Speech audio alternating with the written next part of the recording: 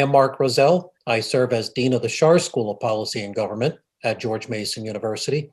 And happy Lunar New Year for those who celebrate as well.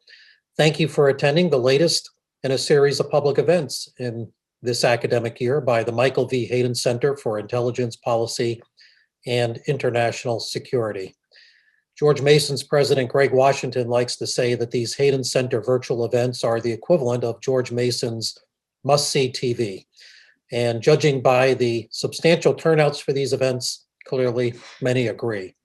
So tonight, we have over 350 persons signed up from 34 states and the District of Columbia, 17 countries, every continent except South America, and also some from the Vatican City attending tonight. So welcome to everyone from around the United States and around the world. We're delighted that you're here. The Hayden Center, of course, honors its founder, General Michael Hayden, who has been on the Schar School at George Mason faculty now for 11 years. I noticed, by the way, someone on Twitter recently asked General Hayden his current status, and the general replied, retired. Just to be clear, in retirement, he has written 2 national best-selling books, been a national security analyst on CNN, lectured around the world, and among many other ventures, founded our Hayden Center and has been a frequent moderator on our program, panelist, and always participant on our many programs. So I wish you all a successful retirement like that as well. Very impressive. We are fortunate to have many leading scholars and practitioner teachers in our International Security Studies master's degree program here at George Mason. Professor Ellen Lapson is the program director, and she's done an absolutely fantastic job in building it into one of the most highly ranked in the country. And recently we have added to our teaching capacity Andrew McCabe, the former deputy director of the FBI, David Priess, PhD in political science, COO of Lawfare, as well as a longtime intelligence analyst and White House intelligence briefer, and Ronald Marks, longtime CIA officer and staff member on the Hill. And tonight, David Priess will moderate the discussion. So to introduce him and the panel now, I turn to the executive director of the Hayden Center, Larry Pfeiffer. Larry. So thanks again, Mark, for the wonderful introduction. Welcome to all the people who have taken time out of their day to join us. I know it's busy times. We've had a lot of folks who are interested in national security who've been focused on watching the impeachment today. There's lots of major world events happening. So the fact that you're taking time out of your day to spend with us, we're very grateful. Also, for those who've been too busy to watch this live, I'd like to welcome those who are watching this on a recording later. The Hayden Center, we've been around since 2017, founded by General Mike Hayden, as Mark mentioned. General Hayden could not be with us as a participant tonight, but he is in the audience watching, and really told me earlier today how much he was looking forward to the event. He is old colleagues with Ambassador Ross and Norm Roule in particular, and David Priess has become a good new friend as well. So thanks, the General, for everything he's done for all of us and for taking time to enjoy the event with us tonight. The Hayden Center, for those who don't know what we're about, we basically are here to demystify intelligence and talk about the role intelligence plays in policy making, warts and all. And we do that largely through events. Many of them have been live in person. We would have great appetizers beforehand and afterwards, but in the COVID world, we're doing like everybody else is, and we've gone virtual. And actually, it's been quite successful. Our audience has expanded quite a bit going virtual.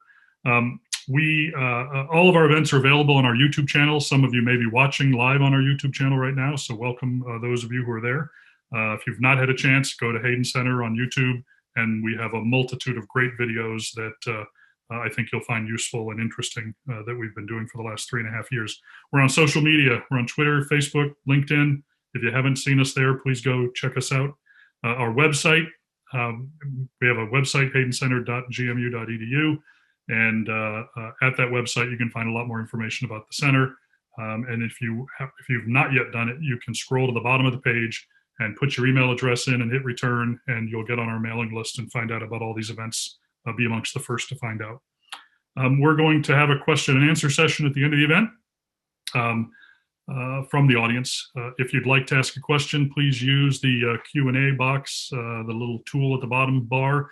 Click on that. That's where you post your question in.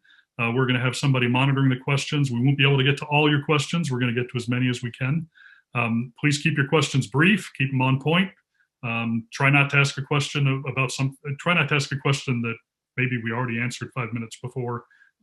Try to come up with questions that are that may be something we haven't discussed or talked about. And if you have an affiliation that you'd like us to mention, please put that into your question as well. Moving on to introductions, I'd like to introduce this great panel, but first I'll start with our moderator, David Priess. He has recently joined us as a senior fellow at the Hayden Center, so thank you for taking time to join us. David will be doing moderating of events like this, and we're going to have conversations and try to figure out other ways we can take advantage of him. David is currently the Chief Operating Officer of the Lawfare Institute. So those who follow Lawfare, David's the guy who keeps the trains running there and contributes to a lot of their content, and both written and video. In fact, tonight's event is going to be repurposed as a Lawfare podcast, so another way to take advantage of the Hayden Center. He's an author and a writer. He's done 2 great books. One's called The President's Book of Secrets, about the President's Daily Brief, and the other one is about how to get rid of a president, which was a historical examination at all the many ways in which presidents of the United States leave office. He was a CIA analyst originally. During his time as a CIA analyst, he served as a briefer of the PDB to the Attorney General and the FBI Director. So thank you, David. Moving to our panel, I'd like to introduce Kirsten Fontenrose. Kirsten is currently the director of the Scowcroft Middle East Security Initiative at the Atlantic Council. So she looks at the security aspects of everything in the Middle East, which is an incredibly large portfolio. She has a great 20-year plus career with positions in defense and the State Department, the White House, private industry, and the nonprofit sector. Fairly recently, she served on the National Security Council as the senior director for Gulf Affairs in the earlier part of the Trump administration. So welcome, Kirsten. Thank you. Norm Roule, good old friend of mine from CIA, a 30-plus year career CIA officer. He has focused virtually his entire career on areas of the Near East and South Asia, the Middle East, serving in several posts in the region, serving at headquarters in some key positions overseeing those activities and operations. He is most known for having served as the National Intelligence Manager for Iran at the Office of the Director of National Intelligence. He did that from November of 2008 to September 2017.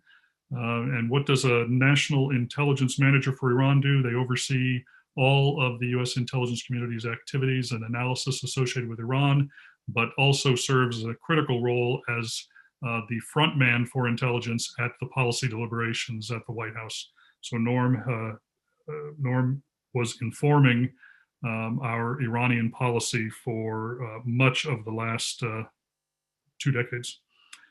He is currently a senior advisor to Counter Extremism Project and to the organization known as United Against Nuclear Iran.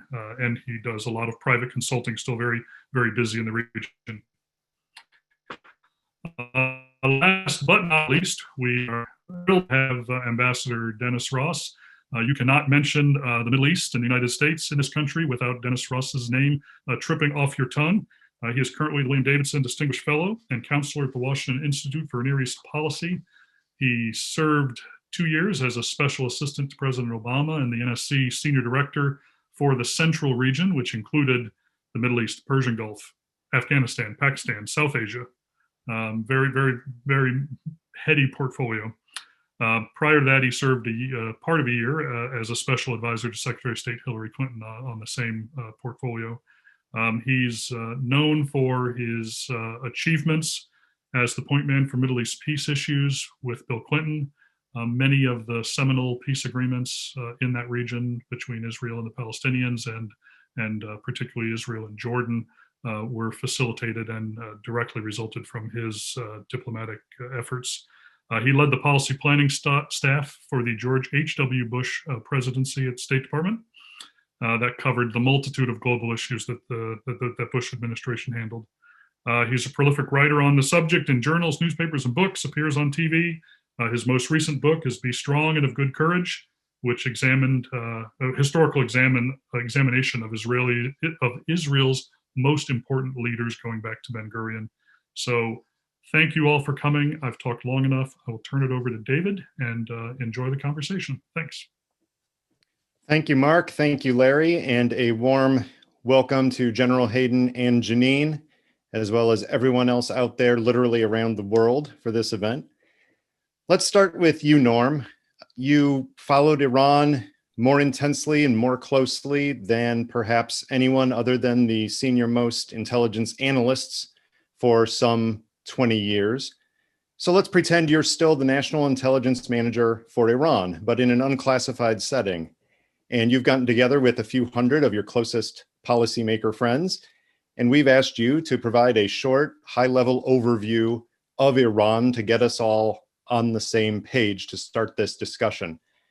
How do you see Iran's political and economic situation, its nuclear and military status, and how does that inform Iran's view of the world and of the new Biden administration? Well, good evening, David, and I'd like to thank the Center for including me with such an august group of friends and experts tonight, and greetings to those in the audience, especially General Hayden and his extraordinary wife, Janine. Let me just provide a few minutes of wave tops on Iran's political and economic security, how it sees its diplomatic environment and the status of its regional adventurism, and also where its nuclear program lays at present. I think to begin with, it's important to recognize that Iran is confronting a series of unprecedented and near simultaneous economic, demographic, political, and social crises for which it has no policy solution. The choices of the Islamic Republic's leadership and the nature of their own governance denies them a process to produce the policy responses to many of their problems. And the international sanctions and the COVID situation has denied them the funds to come up with temporary solutions. The regime recognizes that it confronts broad dissatisfaction in all of the unrest in the country. The population has shown unhappiness with the entire spectrum of Iran's leadership. So there is no one element of Iran that appears to be attractive to the majority of the population. At the same time, there is no evidence that the Iranian government will collapse in the near term and perhaps early midterm. The opposition is leaderless, rudderless, lacks cohesion to labor elements. Security forces are, or at least appear relatively well resourced, cohesive, and willing to use the most extreme and lethal force. However, the DNA of Iran's leadership is about to undergo some significant changes due to three impending social and leadership inflection points. The revolutionary generation is dying off. The new generation, the rising generation of Iran's leadership has had no experience with the revolution firsthand, but they've been shaped by the Iran-Iraq War and by the last 2 decades in particular of Iran's defiance and experiences in the region with sanctions and with the West. This new leadership will be more likely to engage the West, but we should not be deluded. It will be no less assertive and will likely pursue policies that are a little different from those pursued by the Islamic regime. Iran will have elections for a new president on June 18th. The election is free, but it will not be fair. All of the candidates will have been screened and selected by Iran's hardline leadership. Iran's population is in essence playing with a fixed deck by their own leaders. Unless the decision-making architecture of the regime radically changes, the new president, like his predecessors, will have little, if any, influence on the issues we care most about, Iran's nuclear, missile, terrorist, and regional activities. The foreign minister will also have little influence and will be tasked with fracturing multilateral coalitions against Iran, protecting hardline interests through diplomacy from Western sanctions and whitewashing regime actions. Finally, Iran is approaching the time when it will receive a new supreme leader. The current supreme leader is reportedly in ill health. He's 81 years old. However, he has he has cemented a selection architecture to ensure that his successor will be cut from the same hardline hardline cloth. And this individual is most likely to be the 60-year-old current head of the judiciary, Ebrahim Raisi, which will leave a generation of leadership in Iran by a hardliner. Moving to the economy is poor. Iran has a population of about 84 million. Its economy is about the size of Maryland, GDP of about $440 billion last year. To give you some comparison of what that means, Saudi Arabia has a population of about 30 million, a third of which are expatriates. Its GDP was twice that of Iran. France, which has a population of about 68 million, has a GDP 8 times that of Iran. So it's not a very robust economy. It faces significant inflation, which is about 46% right now. Its rial, mainly through sanctions, as a result of sanctions, has deteriorated significantly, depreciating 49% in the last year. And most importantly, Iran's accessible reserves, according to the IMF, are about $9 billion by the end of 2020, which means the regime is facing an inevitable balance of payments crisis, which will make the infusion of hard currency the main financial priority of Iran in any negotiations. I should also note that Iran has shown signs of preparing to expand its oil production and will likely aim to produce 2.3 million barrels a day by the end of the year. So how does Iran see its diplomatic environment? Generally favorable in the near term. There is little risk of multilateral diplomatic or economic pressure coming against it. There is little, if no, risk of an actual conventional conflict instigated by the United States that would overthrow the regime. Iran's Arab neighbors are disunited in how they feel they should approach Iran in the region, particularly Iran's actions in Yemen, Syria, Iraq, and Lebanon. Europe, which has never been enthusiastic about non-economic coercion against Iran since 1979, is no more enthusiastic at present and is consumed with dealing with COVID and economic issues. Russia and China have consistently blocked any censure of Iran at the United Nations Security Council, to the extent that I think a fair case can be made that collective security is at its lowest ebb because of how the UN Security Council has not responded to these actions. So, of course, the U.S. Well, the U.S. is focused on pandemic challenges, domestic, social, and economic issues, and restoring the traditional U.S. relationship with multinational partners. Current senior U.S. officials, the Iranians know, have stated their public support for a return to the nuclear deal when Iran is in compliance, and have routinely criticized the maximum pressure campaign of their predecessor.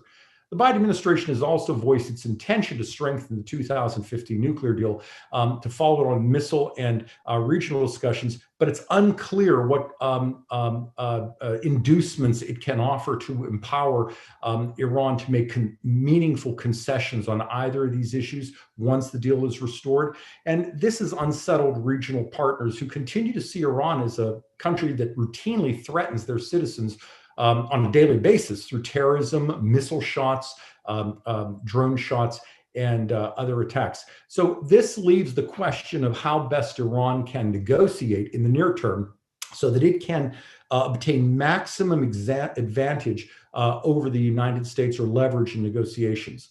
So how is Iran doing regionally? Well, the good news for the Quds Force, which in essence conducts Iran's foreign policy in the near abroad, is that there is no threat of a significant international effort that would seriously push Iran out of the region.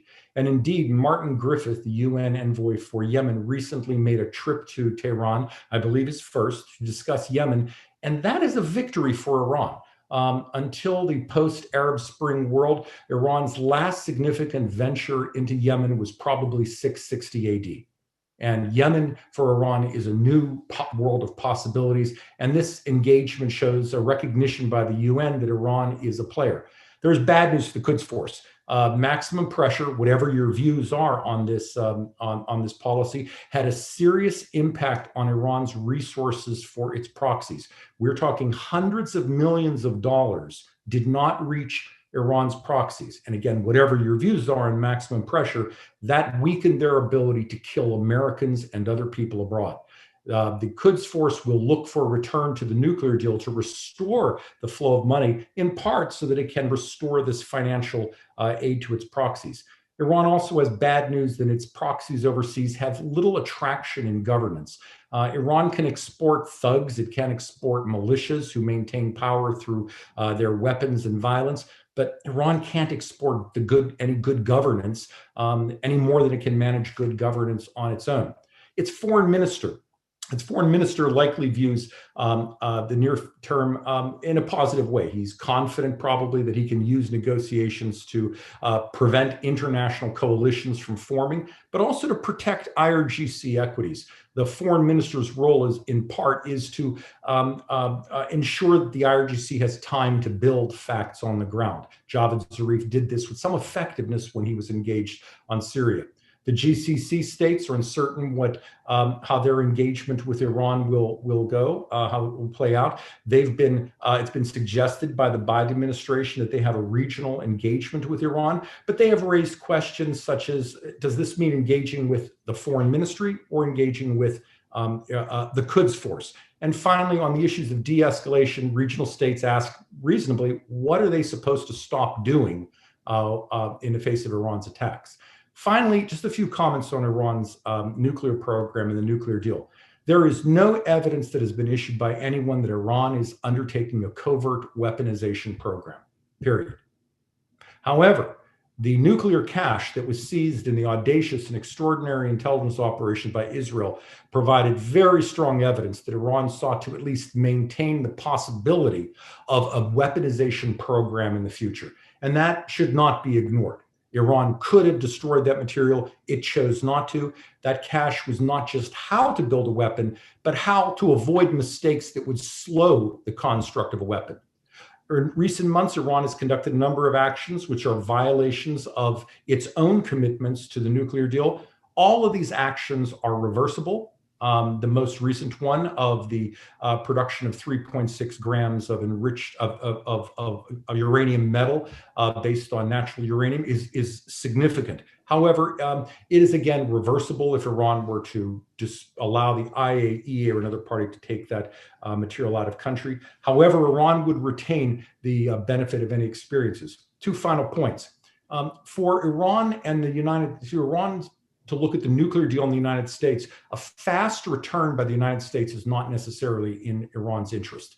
Certainly, Iran needs the financial resources that a cash payout would provide and an end to sanctions. But before the United States returns to a nuclear deal, Iran is probably going to want to attempt to see if they can reduce the ability of the United States to initiate snapback or to conduct a reversal of its participation in the deal, much as the Trump administration did. Finally, what does Iran want in the deal? What won't it tolerate? Well, first, it's going to reject any changes to the existing deal without significant financial inducements. And frankly, I can't think of any inducements which would be significant enough for Iran to agree to what I think many of the opponents of the deal seek, but this is why God made diplomats. This does leave open also, if such inducements were provided, what inducements or coercive steps would be provided following this to obtain concessions on Iran's missile and regional programs.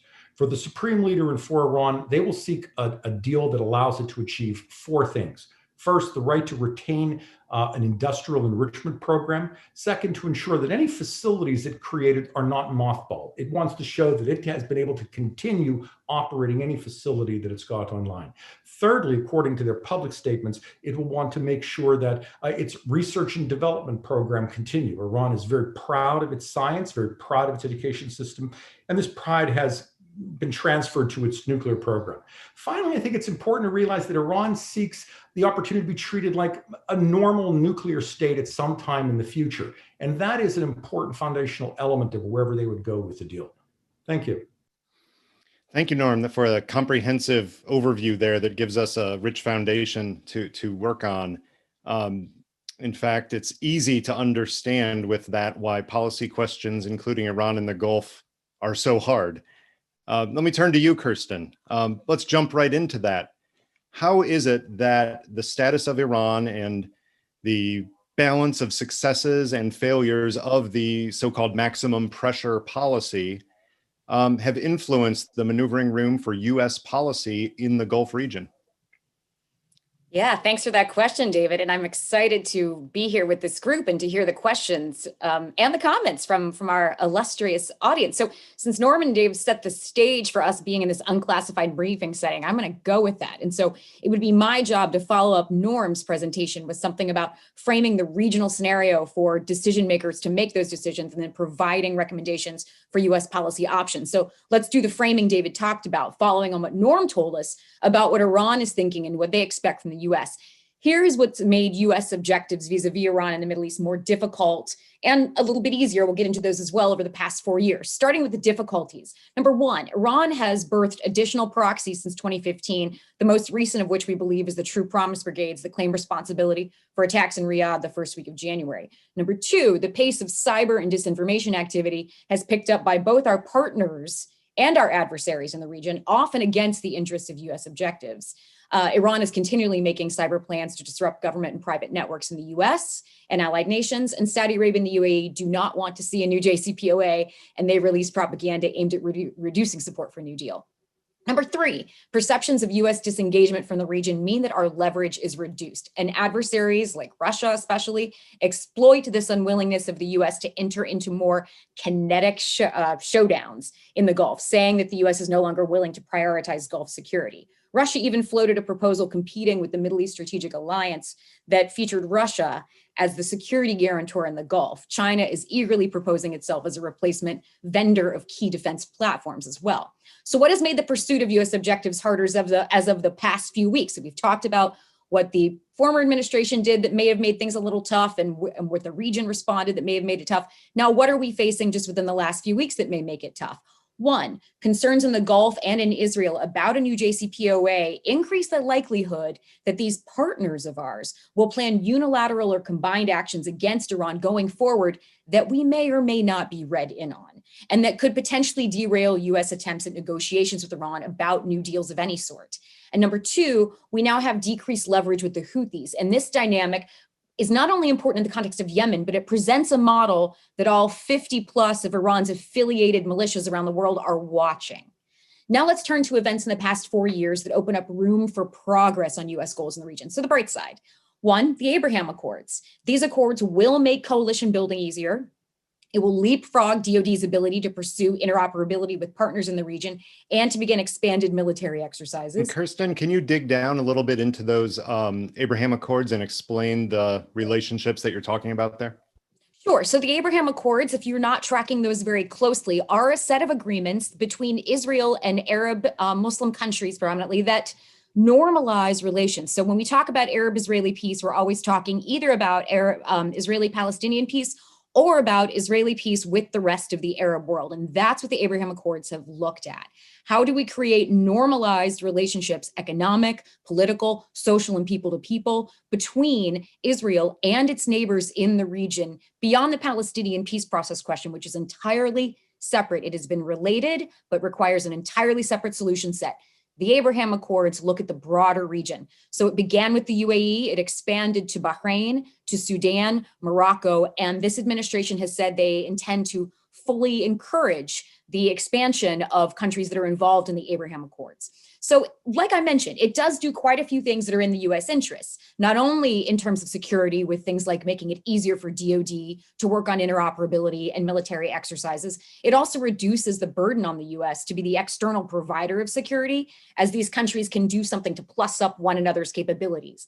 It also facilitates long-term stability by normalizing peace at that people-to-people level. You know, we always worry about the further radicalization of these populations against one another as generations go on. We're hoping this will stop that and roll that back a little bit. And it will contribute to the stability of energy markets as more efficient networks for energy flow and trade are built where it was previously not geopolitically possible. So a second thing that's made it easier is the resolution of the Gulf Rift. This will also assist with U.S. goals in the region. This resolution, while many of us are a little bit cynical about what it really means, we still see the disinformation war ongoing. We still see the rift bearing out in places like Somalia and Libya. But what it does do for the US is give us the potential to work with and through a reunified GCC, which already has multilateral directives and committees in place that can cut the red tape involved in starting from scratch with each country individually in the absence of a functioning GCC, as we've had to do over the past several years. It also facilitates US regional military exercises, which have frankly been a royal pain in the rump to pull off during the rift.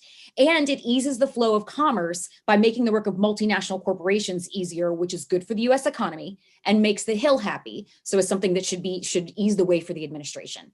And then the third thing that could make progress on US goals a little bit easier is socialization of the idea of a regional security architecture. Discussions about what we call the Middle East Strategic Alliance got the region thinking about the benefits in the long term in devising region-wide strategic missile defense, cyber defense, counterterrorism strategies, stabilization, funding, synchronization, and even now pandemic response. So a new administration in Europe could leverage this kick-started thinking in the region and build on it, and frankly be better, because Russia and Iran have picked up on it, and they are proposing competing models for regional security architecture. And in these models, as you can imagine, the US is not at the table. And then I would say fourth, this is kind of a double-edged sword. So that fear of US disengagement from the region that we mentioned as making US objectives harder has also given us two levers that can make two specific goals easier. One is it has inspired the Emiratis and the Saudis to think about taking their own steps at de-escalation with Iran. The US can encourage these steps and frankly will benefit from them. And then two, burden sharing. The Middle East called our bluff for years, assuming that despite rhetoric from multiple administrations about the need to reduce US resources dedicated to the region, we wouldn't do it. And the past 4 years has proven that the US can in fact draw down.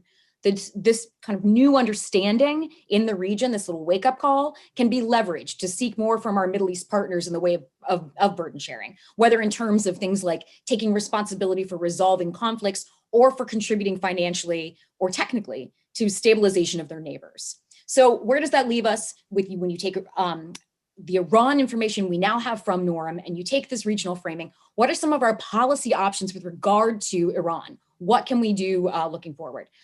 As any good civil servant would do, I will present you with three options. We are at an impasse right now, currently today, like we were months ago with the Macron plan. Who will bend first? We have to get around this impasse if we want a deal. So I would present these three potential courses of action for our discussion and debate and your thoughts. First option, the US agrees to bend first. We agree to roll back nuclear-related sanctions, nuclear-related only sanctions instituted in the past 4 years, and to enter into a renewed JCPOA that deals solely with the nuclear issue. If, and only if, this renewed agreement contains a clause that says these sanctions will snap back in a year if a second and separate parallel agreement on Iran's proxy and missile programs is not finalized. And note, finalized. Not being at the table. Being at the table for talks in a year would not be sufficient for this option because that is precisely the sweet spot Tehran is aiming for and will drag out indefinitely if allowed, as Norm alluded to. An agreement must be in place with plans for monitoring. A second option, ask Kuwait to intermediate between Saudi Arabia and Iran to arrive at a pact of mutual non-aggression, which would reduce justification by both parties for pursuing nuclear activity. And we've seen indications that Kuwait is offering up their good offices for this and that it may be getting some traction. This would also lessen the burden on the US to defend the Gulf against Iranian aggression and would reduce the likelihood of war breaking out in the Gulf. Iran might even be willing to give up Yemen for this agreement with Saudi. In other words, stop providing support to the Houthis. They don't need them now anyway, since they have the True Promise brigades, but we can talk about that if you're interested. If Iran and Saudi agree to something like this non-aggression pact, then Biden's team could make sanctions rollback a goodwill gesture in recognition of this move toward regional peace. The third option, go for a nuclear deal without raising the issue of Iran's policies that destabilize the region, but express the expectation that this agreement will be pursued immediately upon the signing of a nuclear deal. This is where we are headed now. This would infuriate the Gulf and Israel, our partners, but it would make Iran very happy. The nuclear deal is likely to happen most quickly with this option. but we will never realize a reduction in regional destabilization with this option. And since this activity has been on the rise since 2015, this destabilization, we have every reason to expect it will continue to rise. Syria, Lebanon, Iraq, Yemen, Bahrain, and threats to Saudi, the UAE, and Israel are what we deal with currently, and we can expect expansion to new countries or new parts of the world. Tehran does not have any intention of negotiating on their missile proxy programs, as Norm has informed us, and they are clear that both are pillars of their foreign policy. So to our illustrious audience here as our stand-in for decision makers, thank you for your attention. I stand ready to take your questions, and me and my team look forward to implementing your decisions to end our policy brief. This is bringing back a lot of memories of meetings in various buildings around town.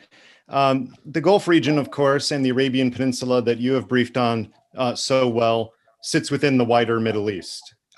Dennis, you haven't just studied the Middle East for 40 some years. You have been a key player in the events of the Middle East in the last 4 decades. What are the core fundamental things across those decades that are persistent and that remain and that U.S. policy must acknowledge? And what are the things that you have seen as the key variables, especially in the last few years, that open up opportunities that link together Iran, the Gulf, and the wider Middle East region to try to achieve some progress for U.S. goals? Let me also say hi to General Hayden. I'm glad he's in the audience. Look, I appreciate your question because I think it sort of reminds us that when we look at this region, our policy didn't just begin yesterday. It didn't start with the last administration. There's been a kind of continuity to it for a very long period of time. We had a set of options or interests in the region that revolved, historically around oil, trying to promote peace, counterterrorism, and terrorism became a major part of this. Non-proliferation was also another preoccupation that we've seen over the years. The way I want to attack your question is maybe a little bit differently. And yet I'll come in a sense to where you want me to end up anyway, or at least you'll decide if I come to where you wanted me to end up anyway. It's interesting, you go back to 1981 and Alexander Haig, the Secretary of State in the Reagan administration, declared that there was a new strategic alignment in the region. He said the Israelis and the Arabs had a common interest against the Soviet threat and the Iranian threat. After all, the Iranian Revolution had taken place 2 years before, and he was describing there's a strategic realignment in the region. It may have existed in his theory because of this convergence of common threat perception, but the reality was at that point, the Arabs weren't prepared to look at Israel as the enemy of my enemy is my friend. Part of the reason was that you had Iraq under Saddam Hussein, who made a determined effort not only to isolate Egypt because it made peace with Israel, but also to preserve this image of confrontation with Israel. Saddam Hussein held and organized the Baghdad summit, which was designed not only to drum Egypt sort of out of the Arab consensus, out of the Arab world, move the Arab League offices out of Cairo, but also to provide a lot of money to the confrontation states. The Saudis were a supporter of this. So the notion that this convergence of interest was something that you could develop at that point was belied by the realities in the region. That didn't mean, by the way, that Haig was wrong. The Saudis and others in the region did see Iran as a threat, and they did see the Soviets as a threat. But they weren't prepared to orient their policies in a way that Haig was suggesting. They still looked to the United States, but in truth, throughout, you had a war between Iraq and Iran, and you had the key Arab states then supporting the Iraqis. By the way, the Reagan administration tilted towards Iraq in that war. It provided TPQ radars, which were force multipliers. It provided agricultural credits. It also ended up reflagging ships as a way of contending with the threat that the Iranians were posing to the oil trade at that point. So we tilted in that direction, and the Iraqis were sort of the focal point of fighting the Iranians. The beginning of a change in the region, interestingly enough, does begin during the Gulf War. I recall at the time having been with Baker on all of his trips as we organized what was a coalition, international coalition, but also a coalition within the region. One of the things I recall being struck by is that many of the Arab leaders said, look, at least the Israelis seem to recognize what's important to us. They weren't necessarily prepared to make greater leaps, but we did have the Madrid conference. We did launch a multilateral negotiating process at the same time. And we began to have contact and, in a sense, formal discussions for the first time between the Israelis and Arab states, at least in that multilateral setting. When Oslo took place, that also created more of a justification for more Arab leaderships to begin to engage with the Israelis. Again, most of the time it was below the radar screen, but that didn't change the reality. I would hear often, if the PLO can deal with the Israelis, so can we. And I can tell you, I presided over many private meetings between the Israelis and a very wide range of Arab states that did not have relationships with the Israelis. And what's interesting is, go to the Arab Peace Initiative in 2002, as I give you this historical overview, and I will get to your key point about what's new and different, and it will pick up on what Kirsten was saying. In 2002, you had the Arab Peace Initiative, and it created a formula. It was a new, interesting formula, at least at one level. It basically promised that there would be full diplomatic relations with Israel after Israel withdrew to the June 467 lines, both vis-a-vis the Palestinians, but also vis-a-vis Syria. Now, I want you to think about that formula. That formula was basically to Israel, you solve the Palestinian problem, and once you solve the Palestinian problem, then we will make peace with you. What the Abraham Accords represent is the exact opposite of that. It's not that the Palestinian issue has been forgotten. It's not that the cause of Palestine is somehow no longer one that exists, but it's saying basically, we Arabs, the 4 Arab states that have now crossed that threshold and made peace with Israel, they're saying our national interests come first. Our priority is what is important to us. And the significance of what the UAE did, because they really led the way, is they went to the Trump administration and said, we can offer you a win-win-win. A win for you, because this will be the first peace agreement since 1994, when Israel and Jordan made peace. A win for the Israelis, because it'll be the first peace agreement since 1994. And by the way, I should just note, when the Israeli public, even though Prime Minister Netanyahu had said he was going to annex the territories allotted to Israel under the Trump peace plan, it was interesting that when the Trump administration said, you can't go ahead with annexation because there's going to be a peace agreement, 80% of the Israeli public, when given the choice between annexation or normalization, 80% said, we choose normalization. And a win for the Emiratis from 2 standpoints. One, they have been developing relations with the Israelis since at least 2008, 2009. They began to go public with those relations in 2015. They allowed the Israelis to establish a diplomatic presence in the International Renewable Energy Agency in Abu Dhabi. They began to invite Israelis to come. They were going, before COVID, they were going to allow an Israeli pavilion in the 2020 Expo in Dubai. So they were close to normalization, but they hadn't crossed the threshold. So they crossed the threshold. They saw enormous benefits. What's interesting about this, and I want to underscore this, in a over decade period in which the UAE was developing relations with Israel, the starting point was security. And this was true for almost every other Arab leadership that was doing things with the Israelis below the radar screen. The focal point was on security.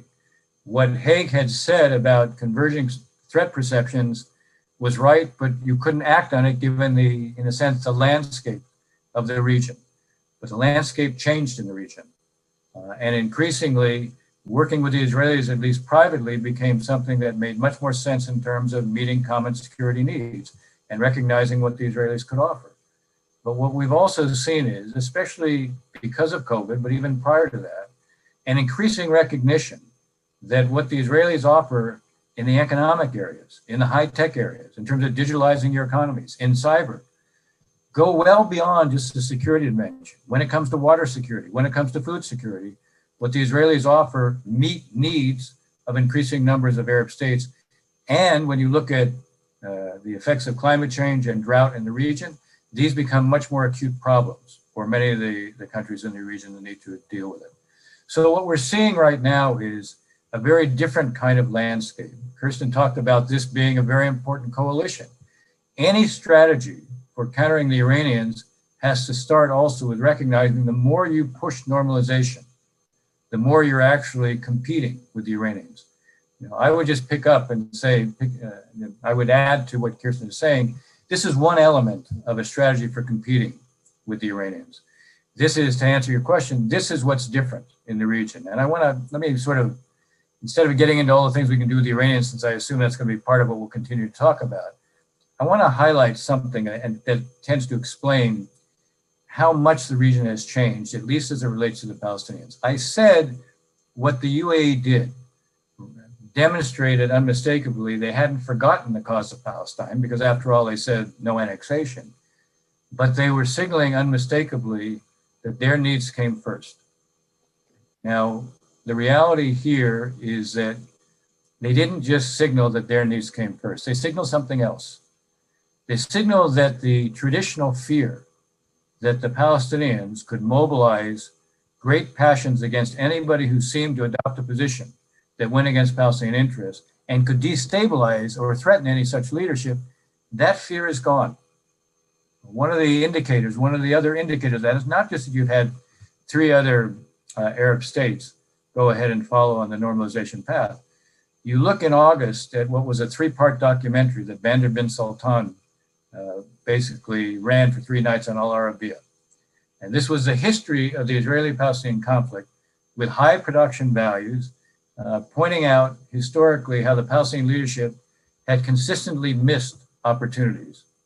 And this was presented in a way that suggested, look, we bear some responsibility because we always gave them cover.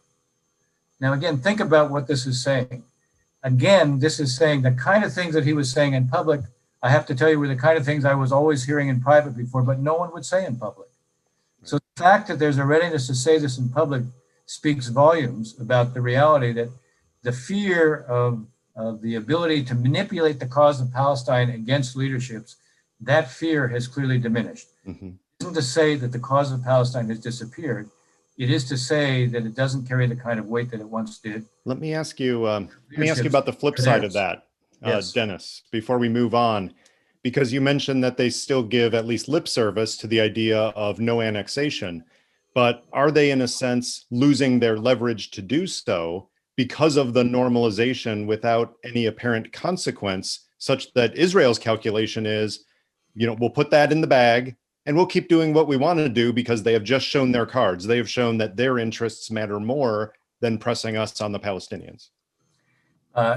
Obviously, that's the major Palestinian fear. That's why they condemned the UAE and then got no traction in response to their condemnations. But the answer to your question, I think, is not necessarily. And I'll explain why.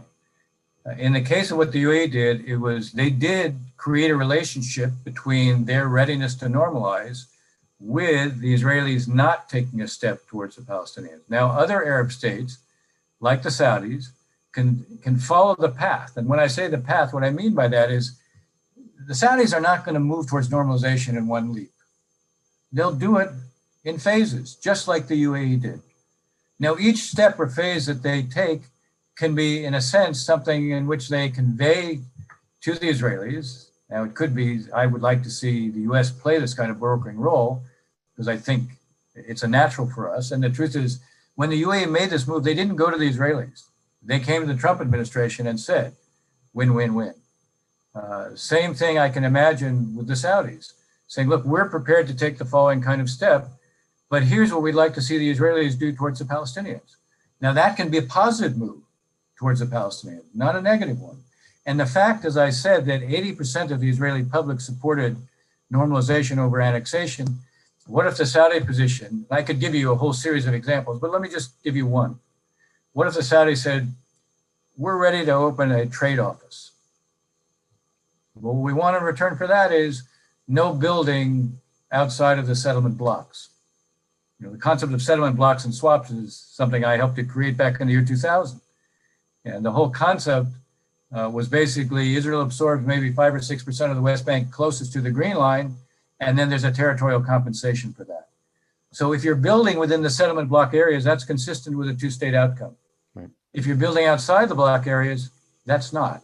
So what if the Saudi position was, okay, we'll offer you a trade office, but this is what we'd like to see. Stop building outside the settlement blocks. Here again, I think if the choice for the Israeli public is presented in effect the way it was with the UAE, and it would be here again, that means actually there is the ability, I think, to move the Israelis. Now, if in fact, there's just going to be a pursuit of normalization without anything that is for the Palestinians, here again, I would say the Palestinians have something to do with that. Mm-hmm. Palestinians convey a message that's a negative message over doing anything with the Israelis. Others are going to say, we're no longer prepared to deny ourselves what's in our interest because you seem incapable of doing anything on your own. So the Palestinians also have to be willing to play as part of this. And if they do, the irony is they can actually build the leverage that Arab states have as they move on this process, which will go ahead. This is a new part of the landscape. It will continue. Whether the Biden administration chooses to build on it very actively or simply passively, this is part of a new reality in the region, and that gets back to the heart of what you're asking. Right. Thank you. Let me try to tie together some of these threads across the region. And one of them comes from one of our former colleagues, Norm. Leslie Ireland asks about the potential role for something that you didn't deal with as much early in your career looking at Iran, but certainly by the end of your career was coming up all the time, which is cyber issues and Iran's growing cyber capabilities. And she asks whether, given the advance in Iran's cyber capabilities in particular, is there room for cyber capability cooperation in the region, perhaps using Israel's expertise in this area to cooperate with like-minded governments against Iran? Thank you. I send greetings to Leslie Ireland, one of the most accomplished and extraordinary minds in the U.S. government, both as National Intelligence Manager for Iran prior to myself, and also for exceptional work in the Treasury Department, for which she's rightfully famous. I think there are a couple of points here. First, Iran is one of the great aggressive cyber actors in the world. And in fact, although Russia and China have larger programs, no nation has been so aggressive in conducting so consequential actions against the internet as Iran, period. Iran's actions, its consequences and the costs have been wide-ranging, and indeed the first offensive action against the United States by a cyber actor was conducted by Iran. Iran is not it doesn't have a large program as Russia and China, but it can focus this rather narrowly, and the level of sophistication because of what it can buy on the dark web is not inconsequential. There is certainly room for cooperation among the GCC, and indeed, when we look at the formation of a GCC a cooperative defensive element, we often think counter missile, but counter cyber is feathers nicely into that. And by the way, counter pandemic would also work very nicely. And working with Israel is the smart play. And indeed, working with Israel, the United States, Great Britain, and a few other actors is the smartest place. So there's certainly plenty of room for this. There have been a lot of discussion and a lot of suggestions to the regional players that they should engage in this. And I would suggest smart and extraordinary people, such as Leslie and others, continue to push forward. But the Iranian cyber threat will continue, in large part because the Iranians have faced little consequence for their cyber actions against the United States, as well as regional players, sufficient to deter their leadership from continuing to use this tool. Yeah. Let me bring together the theme of several questions that are coming in and turn it back to you, Kirsten, which is from the perspective of the GCC states, Saudi Arabia and the smaller Gulf states. What are their limits of cooperation with Israel in this regard, on cyber or on other issues? And is there a fundamental distinction between the public-facing cooperation based on these normalization agreements and diplomatic relations and expanded cooperation behind the scenes that, in a sense, builds on that trust and goodwill that is forming? How far do you think they will be willing to go to work with Israel against the common threat of Iran? I don't think all of the small GCC states, well, Bahrain accepted, but Kuwait, Oman, they're not as concerned about the common threat of Iran. But what they are concerned about is the economic development of their countries. And they do see that Israel is a great partner for that. And they've witnessed it in Israel's interactions with Europe and with the U.S. and now in the deals that they're signing with the UAE. And in some cases like Oman, they've been working with Israel for years on things like water projects. And Kuwait really is looking to be a cyber hub in the region and would do well to formulate some partnerships with Israel if this is truly a goal they intend to pursue. The problem, as you mentioned, is in somewhat public opinion and in somewhat some of the policies that they stand for. So in Kuwait's case, be with an elected parliament, they really do need to worry about public opinion, and they're trying to take it, very slowly. It's not to say they won't get there, but they've made a policy statement that they will not normalize with Israel until there is a solution for Palestine, and they're sticking to their word because they're beholden to, they can't make an autocratic decision to change course in that same way. And Oman, as friend to all, being their national mantra, has made a promise also to maintain a position where they will stand by the need for a solution for Palestine before they will agree to normalize. So it's not that they have an adversarial stance. It's simply that they have longstanding policies that they think standing by will actually help encourage movement and progress on those fronts. So I think we can get there, but I'm hoping that Israel's desire to see normalization with these countries and understanding that these policy stances are non-negotiable for them, and not for reasons of animosity, but for reasons of values and public opinion, will seek to then make some moves in the way of peace. In terms of Saudi Arabia, what they continue to tell us, the larger states, is that they have two issues. One, King Salman is opposed to normalization prior to, again, an Israeli peace solution with the Palestinians. And as long as he is head of state, that's going to be the way it is. And then Mohammed bin Salman has told us, as Crown Prince, that he does deal with public opinion. He has a significant concern about right-wing religious interests in his country that seek to radicalize the Saudi population using this as a narrative. So he says, I need to normalize the idea in my own country before I can do normalization. And that's not unexpected. The Emiratis have a population that was really open to the idea. As Ambassador Ross mentioned, we're already making economic deals and working kind of quietly on issues from cyber to health answers. So it wasn't as big of a leap for them. But Saudi really does have more of an internal conservative mass to accommodate than some of the other Gulf states. And if you are an autocracy, you can make these decisions much more easily. And if you have to deal with an elected set of decision-makers. Right. I want to thank Rafi Levitt for the question in the chat. Dennis, I'll turn this to you, a specific Israeli-Palestinian question. Do you believe that the future heir to Abbas will be more open to negotiate even without a unity agreement with Hamas?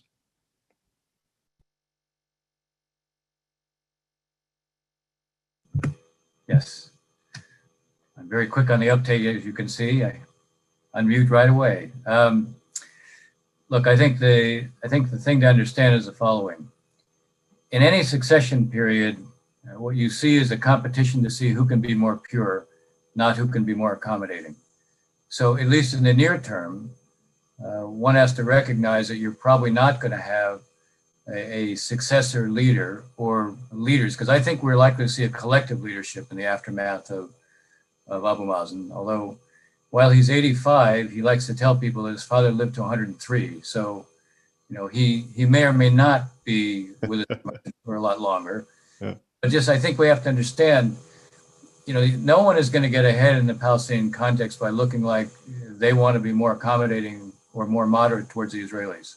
There'll be a competition to see who can be more pure. Now, having said that, there may also be a competition to see who can deliver more of the goods on the ground. The main preoccupation of most Palestinians right now is how do they live?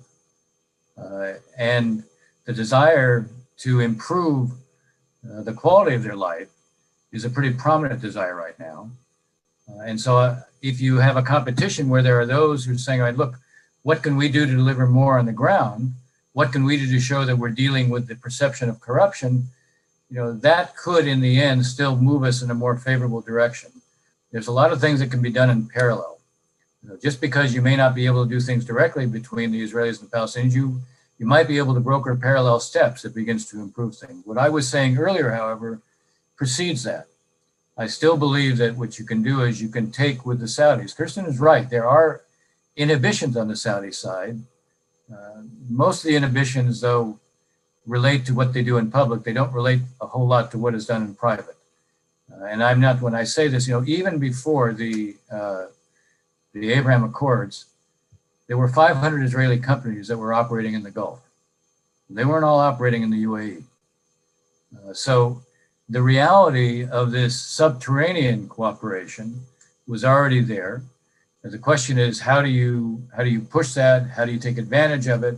How do you make it more public? Because then it can create a lever for you. I believe the way to break the stalemate between Israelis and Palestinians is to be able to build on the normalization process where we get Arab states to do outreach towards Israel, but at the same time, you create parallel moves by the Israelis towards the Palestinians and some moves from the Palestinians in response to what you then get the Israelis to do. Right, right. Thank you. I'm going to bring out a question that came in before the event from several people, but I've also received it by private text during the event. I'm going to ask each of you to weigh in just for a minute or two each from your different perspectives and experiences, starting with you, Norm. If we would have had this conversation for most of the last 10 years, the first and perhaps the dominant topic in the region would have been Syria and the tragedy there. How do you see that longstanding conflict evolving during the coming months and maybe the coming years? You mean the Syrian conflict? Yes, absolutely. So I would begin by saying that the Syrian conflict is in many ways an Iran conflict. The Iranians, beginning around 2011, transferred a large number of highly effective personnel. This is public information. They've suffered multiple losses of general staff officers, and they have sustained the Assad regime, and they brought in Afghans, Pakistanis, as well as working with Lebanese Hezbollah. And I think if there's a lesson that comes from this over the last 10 years is the issue is what would have happened differently in Syria had the international community, this isn't just the US job, the international community done something that would have denied Iran freedom of movement in Syria. A similar question could have been, how would the world be different if the international community had denied Iran freedom of movement in 2003 in Iraq? In each case, we as a community chose to ignore that, and there were consequences. And I can tell you that since that time, we have watched Iran's presence in Syria, which continues to this day, as sustaining Assad, a man who's used chemical weapons and barrel bombs against his people. And the international community continues to do very little to push Iran out. Kirsten, what's your view of the Syrian conflict from the Gulf perspective or the wider perspective? I think if Iran's oil sales are allowed to increase and the economic space is created for them to do so, we're going to see additional activity against Israeli interests from Syria. And we're going to see additional Iranian activity in terms of shoring up their hold on the Assad regime, counter to the Russian hold on, in terms of influence. Specifically now, I fully expect for them to take advantage of our transitional period. The US was incredibly engaged on the ground. People didn't see it, but we were very engaged in all of the political negotiations with all parties involved in Syria in the past administration. Everyone didn't have to love the policies, but they were highly pursued. So now, while we are in a period of transition, like we would be at any 4 years with any new team coming in and getting up to speed on where things are left and what the intelligence is, there's going to be this little vacuum for, momentary vacuum. Doesn't matter how well you knew a portfolio 4 years ago, you have to get up to speed on where it sits now. Russia knows this, Assad knows this, Iran knows this. Turkey knows this, and they are all looking to make sure that they can wedge themselves in and their interests a bit deeper while America's transitioning. And I do think that if that is combined with the space for Iran to afford to up their presence there, for instance, start paying Hezbollah again, which they had to roll back some of their payments to them in Syria previously in around 2018. If they can afford that again, you're going to see greater threats to Israel emanating from Syria, and you're going to see them competing more sincerely with Russia for influence on the Assad regime. Yeah. Dennis, let me turn to you on this one, but with an additional spin, which is that Michael Morell, a former senior fellow here at the Hayden Center, years ago, he characterized Syria as perhaps the stickiest, most difficult conflict he'd seen in his career because of the overlap of so many different issues: the Iran issue, the Russia issue, the Turkey issue, the Kurds issue, the Arab-Israeli issue, climate change. Just about everything was overlapping in Syria, with many of them pointing in opposite directions for action or resolution, such as, stopping Iranians from coming into Syria would help on one front, but how would it interact with all the others? So you've dealt with these kind of interacting factors for decades. With Syria in particular, how do you see it evolving given the fact that there are so many dynamics at play? Look, this is, when Samantha Power wrote her book about the Balkans and said it was a problem from hell, well, actually, it looks pale in comparison to what we've seen in Syria. Yeah. And partly it's not just because of the horrendous price that's been paid, the horrendous human toll that has been paid.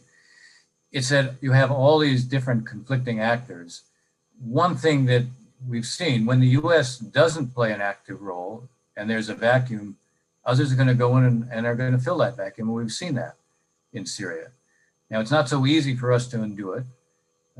We have limited leverage at this point. I mean, for years I've heard that, the Russians are going to walk away from Assad. And I've always said, and Norm will like this, I've always said, just give me the evidence.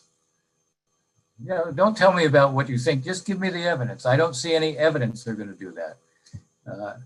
I've seen the same thing, that the Russian and Iranian interests are in competition there. Well, at a certain level they are, but they both want us out. And the convergence of their interests so far has tended to trump their whatever strategic long-term interests may be in conflict. So our problem at this point is we don't have a lot of leverage. I would not want to see us leave the small presence we have in Syria. I think we need to maintain it and try to use it as a lever to try to get something. But I don't think we should have any illusions. And I think it gets back, and in some ways your question gets back to what Norm was raising, which is, well, how does this relate to the larger conflicts in the region? And to the extent that that Iran is, anyone who thinks the Iranians are going to withdraw from Syria, they're smoking something. I'm not quite sure what it is, but I know they're smoking something. They have invested very heavily in Syria. It is their conduit to Lebanon and Hezbollah, which is the one place where they feel they have successfully exported their revolution. So there's no way they're giving this up. But we can raise the cost to them. And by the way, one of the ways to deal with the Iranians in the region, it gets back to the very beginning part of the conversation, is show we are prepared to compete. We can talk about sanctions at one level, but we also have to show we are prepared to compete. Well, one way you signal you're ready to compete, make it clear very publicly, not quietly. We support what the Israelis are doing. By my count, the Israelis have hit about 1,200 targets in Syria. And if you listen to what Kirsten was saying, the Iranians are probably inclined to do more, but the Israelis can make them pay a high price for doing it. It should be very clear. You keep acting there, we will support what the Israelis are doing. Yep. So look for the opportunities to build our leverage. The idea that we can quickly turn this into a political process, a lot depends upon, and here again gets you into different kinds of complications. If we had a certain kind of relationship with Turkey, which is difficult given where Erdogan is, that could be used against the Russians, or it could be used to build Russian interests, to change their behavior somewhat.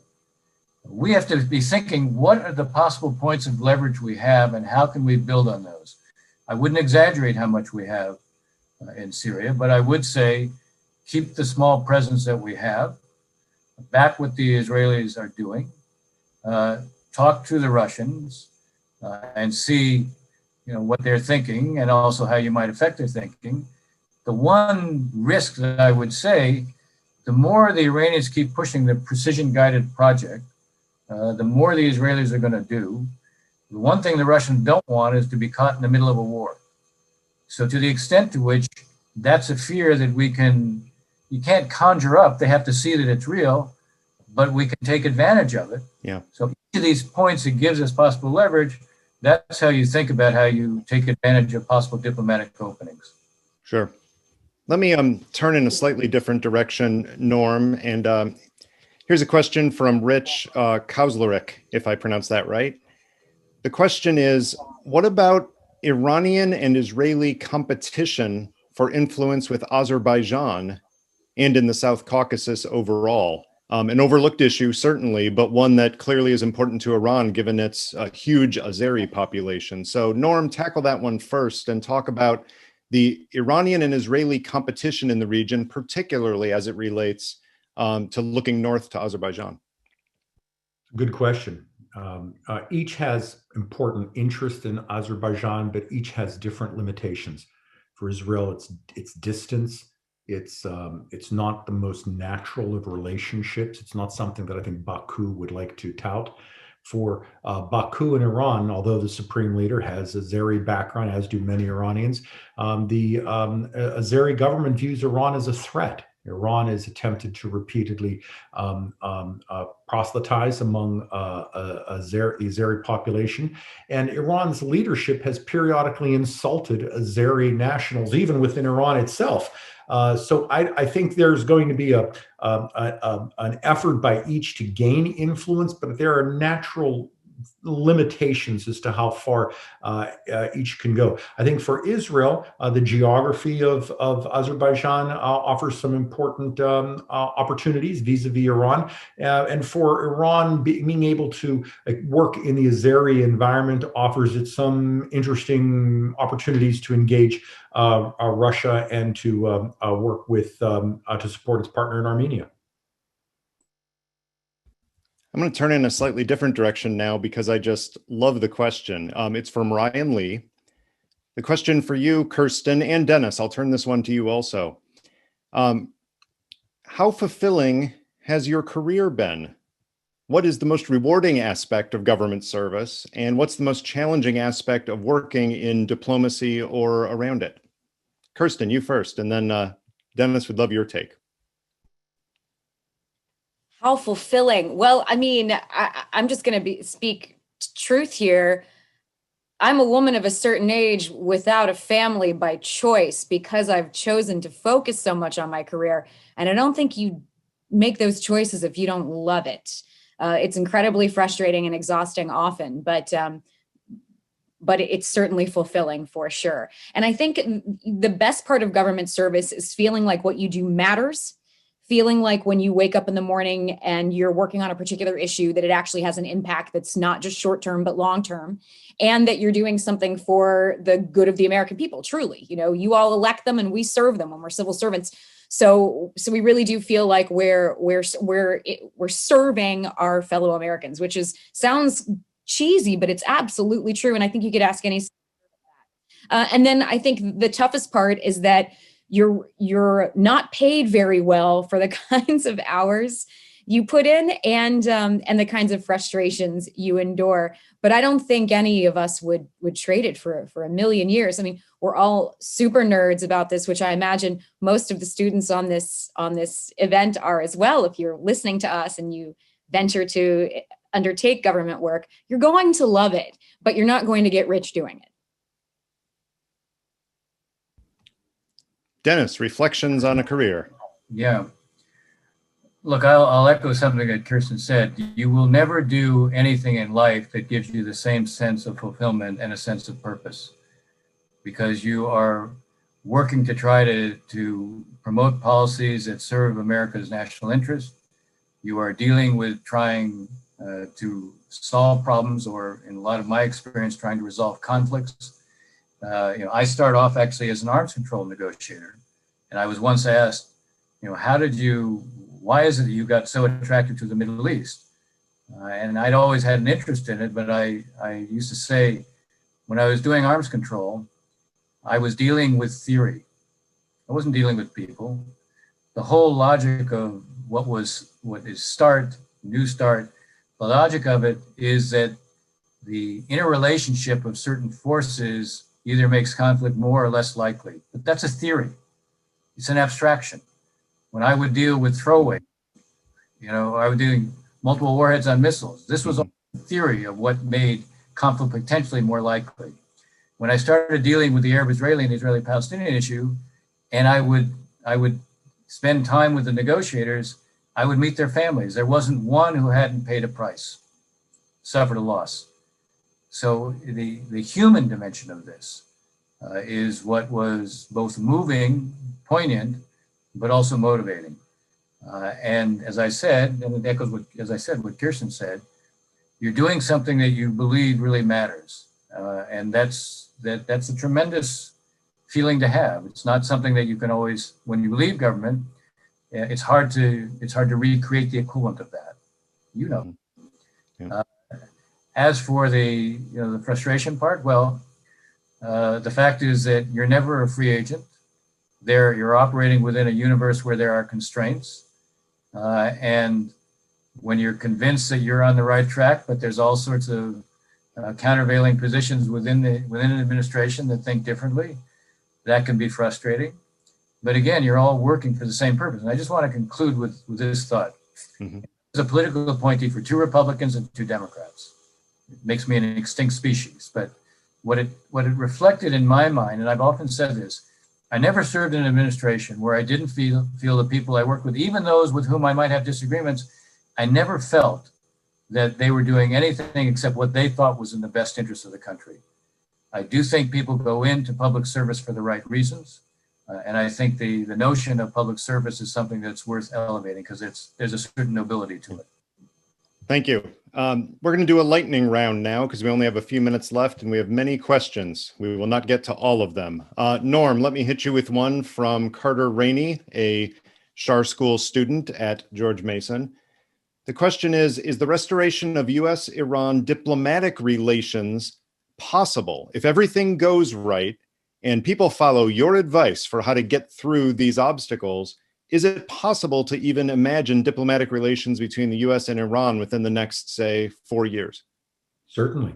And indeed, under the Bush administration, Bush 43, there were efforts to consider putting a consulate inside of Iran. This has downsides. The risk to our personnel and whether or not the Iranians would accept it would be something entirely different.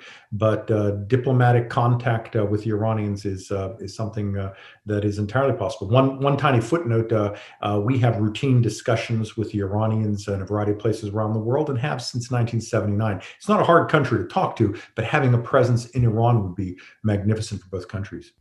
Yep. Kirsten, one other question we got before the program. You mentioned the rift between Saudi Arabia and Qatar most notably, but that rifted the GCC in many ways.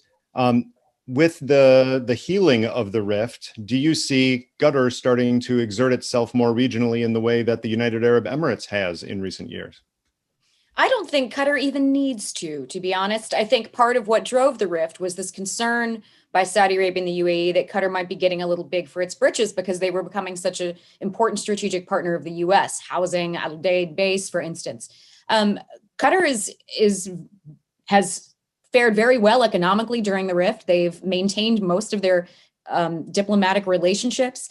The U.S., even under the Trump administration, completely tolerated their relationship with Iran because of the understanding about overflight requirements. So I don't think Qatar needs to exert itself more strongly. It played a really good hand during the rift by playing humble. And I think if they continue along that vein, we're here as economic partners around the world, even when they are meddling in conflicts, the way that other Gulf members do as well, they characterize it as we're only supporting the UN-backed government in fill in your country. So they're kind of playing things well. I don't see a need for them to do anything very differently, to be honest. Okay. Dennis, a quick one for you from an anonymous attendee. Assuming the U.S. does not take dramatic action against Iran in the coming months or years, do you think Israel would work to contain Iran alone? And the questioner leaves aside what that actually means in terms of kinetic action or otherwise, but do you think Israel will take dramatic action, perhaps like they did against Iraq many years ago, against Iran if need be? The short answer is yes. I mean, if they feel that Iran is going to have a nuclear weapon, the interesting question really comes to would they act if Iran became a threshold nuclear weapon state, meaning they stopped just short, but they had the option whenever they wanted to cross that threshold. My guess is the answer is yes. They don't want to act alone, but they would be prepared to act alone, because I think they view, so long as the character of the Iranian regime is basically the Islamic Republic, they view that as an existential threat. There's an interesting distinction between the Israeli view of the Iranians and the Gulf state view of the Iranians, the Saudi Emirati view. They each view Iran through existential threat terms. The difference is, for the Israelis, they look at what they do in the region as a problem, but they can manage it. They look at the possible nuclear weapon as something that's an existential threat. Mm-hmm. States look at what they do in the region as the existential threat. They worry about us going back into the JCPOA because they think the minute we do, we lose all of our leverage and we'll turn a blind eye to what the Iranians do in the region. Mm-hmm. So the long-winded answer to your lightning round question, the answer is yes. Thank you. Norm, back to you. Nick Yazdi, another George Mason University Shar School student, has a question, and it gets into some real nitty-gritty about Iran. You raised one possibility if Supreme Leader Khamenei dies, but there are others. He raises, for example, the second son of the Ayatollah in terms of succeeding the Supreme Leader. And it raises the larger question that he poses: does who succeeds the Supreme Leader matter in terms of their personality, or would it be limited to such a small group of people ideologically that the overall policies of Iran would be unlikely to change no matter who would succeed him? It's a good question. Working backwards, the group is already limited to a very small group of individuals of a very similar mindset to the selection architecture the Supreme Leaders put in place is managed by hardliners. They're only going to choose someone from their own world, and that individual will sustain the ideological foundations that the current Supreme Leader believes. His son Mujtaba is an unlikely and candidate to replace him for many reasons: youth, religious background, et cetera, et cetera. He doesn't have the political angle. But here's an interesting prospect people don't talk about. What if the Supreme Leader doesn't die? What if he's incapacitated by a stroke? And what happens then would be fascinating, because there's no 25th Amendment in the Iranian Constitution. Say, I'm taking care of Papa. Remember Mrs. Woodrow Wilson? What if that happens with his son? A fatwa council, the IRGC takes charge.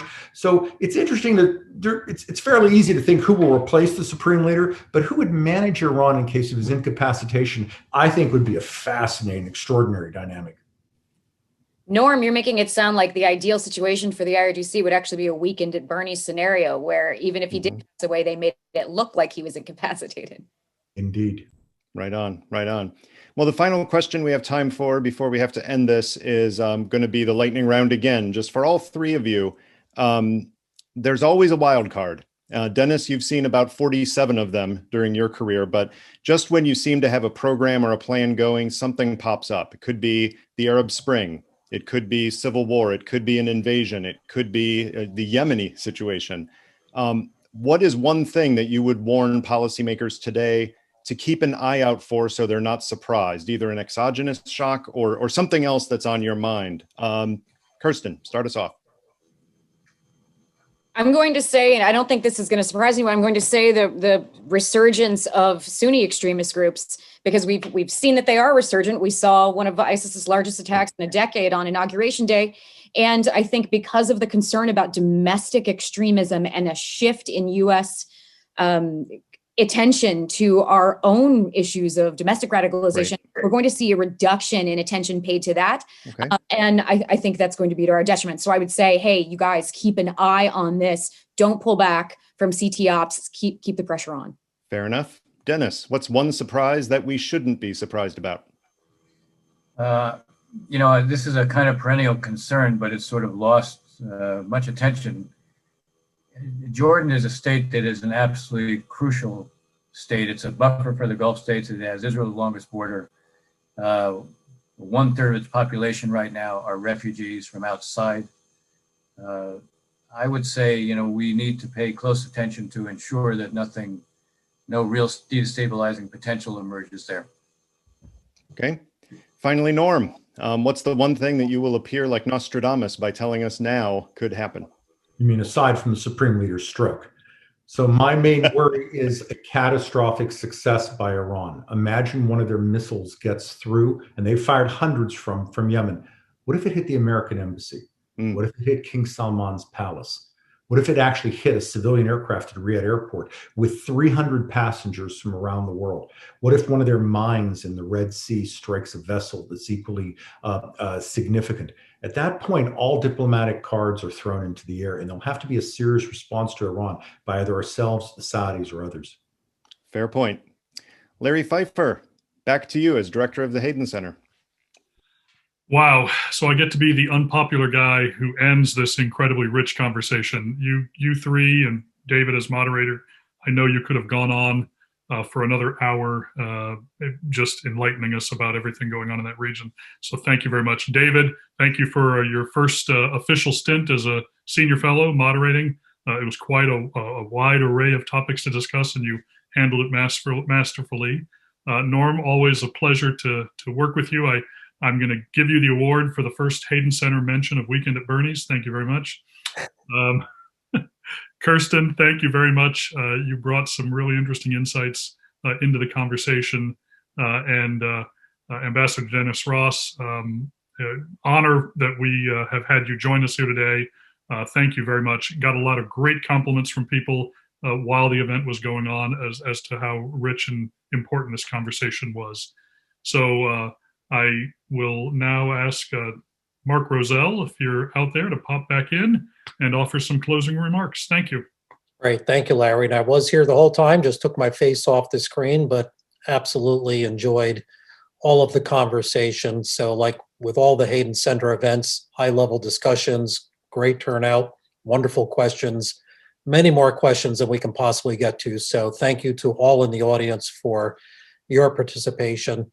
And I do want to mention Norman Roule. I think this is a return visit to the Hayden Center, so thank you for coming back. And also, Ambassador Ross, you were the convocation speaker for the predecessor unit of the Schar School of Policy and Government, the School of Public Policy, some years ago. So welcome back to you as well. So thank you, everybody. Have a good night. And Larry, I think we have another great program in 2 weeks. Do you want to just give a quick highlight about that? Sure. A quick preview. 2 weeks from tonight, we will be sitting face-to-face with Adam Schiff, the chairman of the House Intelligence Committee. Michael Morrell will be conducting the interview, and we'll be able to talk about what his plans are for intelligence. How do we work to restore faith and credibility with the intelligence community? And maybe he'll tell us a little bit about that impeachment thing he did a year ago. So it should be a great event. Please keep your eyes out tomorrow for information about it and how to register. Great. All right. I think that closes the program, right? Yes, sir. Thank you. All right. Thank you, everybody. Have a good night and be safe, please.